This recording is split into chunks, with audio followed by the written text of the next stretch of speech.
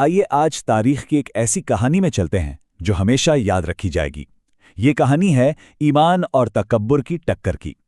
ایک طرف ایک نبی اور دوسری طرف ایک ایسا بادشاہ جو خود کو ہی خدا مان بیٹھا تھا۔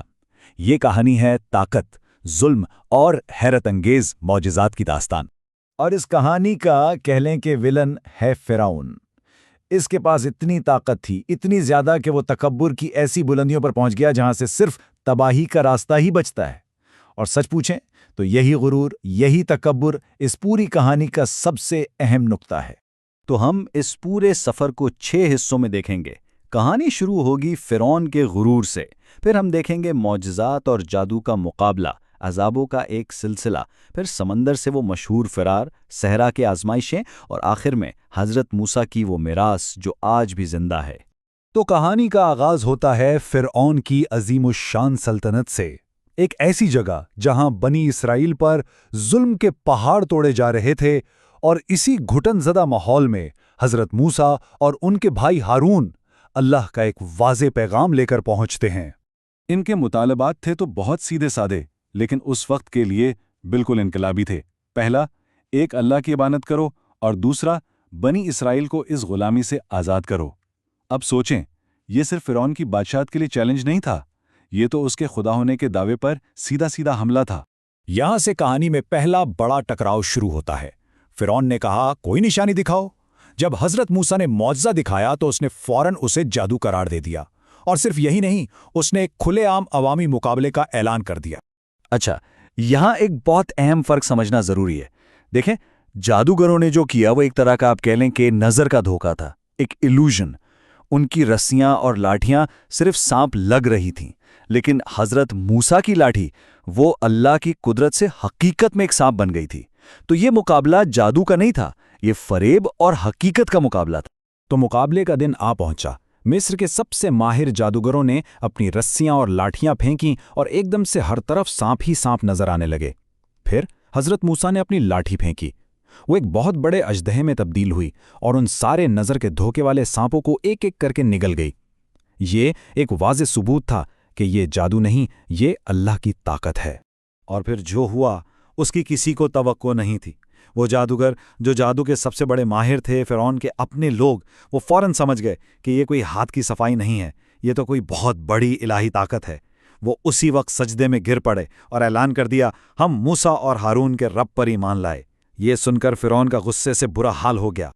اب دیکھیں، اتنی کھلی نشانی دیکھنے کے بعد بھی فرعون اپنی بات پر اڑا رہا، اس نے ہار نہیں مانی، اور اسی انکار کے بعد مصر پر خدائی عذابوں کا ایک پورا سلسلہ شروع ہوا۔ ہر عذاب اس کے تکبر پر ایک نئی ضرب تھی۔ ایک کے بعد ایک عذاب آنے لگے۔ پہلے دریائے نیل میں، جسے وہ پوجتے تھے، ایسا سیلاب آیا کہ ان کے گھر اور بت سب بہہ گئے۔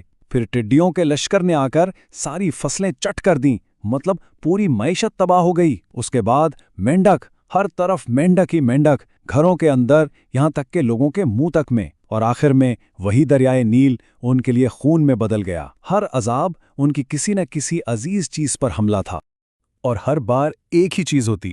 جیسے ہی کوئی عذاب آتا، فرعون گڑگڑاتا، مدد مانگتا، ایمان لانے کا وعدہ کرتا، اور جو ہی مصیبت ٹلتی وہ اپنے وعدے سے مکر جاتا۔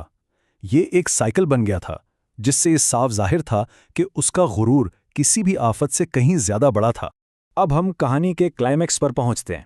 یہ تھا ایمان اور طاقت کا آخری فیصلہ کن ٹکراؤ۔ اللہ کی طرف سے بنی اسرائیل کو حکم ملا کہ راتوں رات مصر سے نکل جاؤ، اور یہ بات طے تھی کہ فرعون اپنی پوری طاقت سے ان کا پیچھا کرے گا۔ ذرا اس منظر کا تصور کریں۔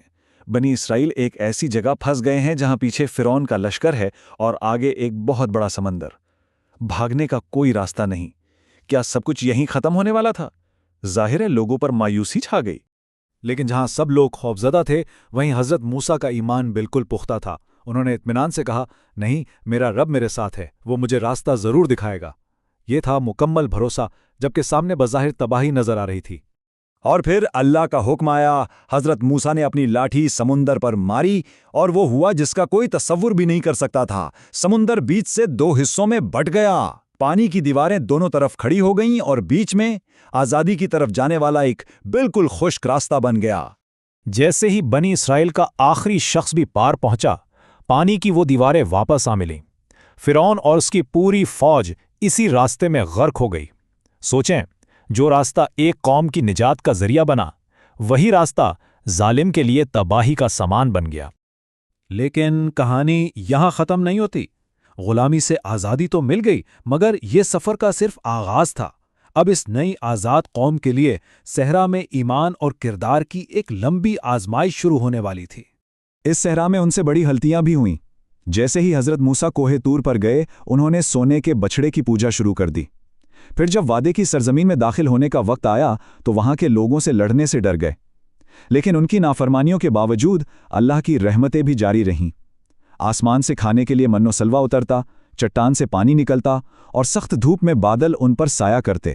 पूरे 40 साल, इतना लंबा अरसा बनी इसराइल ने सहरा में भटकते हुए गुजारा। ये उनकी नाफरमानी की सज़ा भी थी और एक तरह की तरबियत भी, ताकि एक नई, ज़्यादा हिम्मत वाली नस्ल तैयार हो सके जो इस जिम्मेदारी के लिए तैयार हो। तो अब आते हैं इस कहानी के निचोड़ पर। आखिर ये पुरानी कहानी आज हमारे लिए क्यों अहम है? ये हमें इंसानी फितरत, तकब्बुर और लीडरशिप के बारे में क्या सिखाती है? आजकल की नफ्सियात में फ़िरौन जैसी शख्सियत के लिए एक इस्तिलाह इस्तेमाल होती है, नार्सिसिस्टिक पर्सनैलिटी, यानी एक ऐसा शख्स जो खुद को बहुत अजीम समझता है और अपनी गलती कभी नहीं मानता। फ़िरौन की असल तबाही उसका कुफ्र नहीं, बल्कि उसका वो तकब्बुर था जिसने उसे ये मानने ही नहीं दिया कि वो गलत हो सकता है। एक और बहुत दिलचस्प बात है, कुरान में जब भी फ़िरौन का जिक्र आता है तो अल्फाज और लहजा बहुत सख्त होता है, जो बिल्कुल उसके तकब्बुर और जुल्म की अक्कासी करता है। और उसके बरक्स जब हज़रत मूसा का जिक्र होता है तो लहजा नर्म और शफीक होता है, जो उनकी आजिज़ी और हमदर्दी को जाहिर करता है। अपनी ज़िंदगी के इख्तिताम पर हज़रत मूसा ने अपना मिशन आगे बढ़ाने के लिए योशुआ बिन नून को अपना जानशीन मुकर्रर किया, और फिर यही योशुआ बिन नून थे जो इस नई नस्ल को लेकर आखिरकार वादे की सरजमीन में दाखिल हुए। यानी मिशन रुका नहीं, वो जारी रहा। तो आखिर में ये कहानी हमारे लिए एक सवाल छोड़ जाती है, तकब्बुर की असल कीमत क्या होती है? फ़िरौन की दास्तान हमें ये दिखाती है कि ये कीमत सिर्फ एक सल्तनत या फ़ौज की तबाही नहीं, बल्कि ये इंसान की अपनी ज़ात की, उसकी रूह की तबाही है।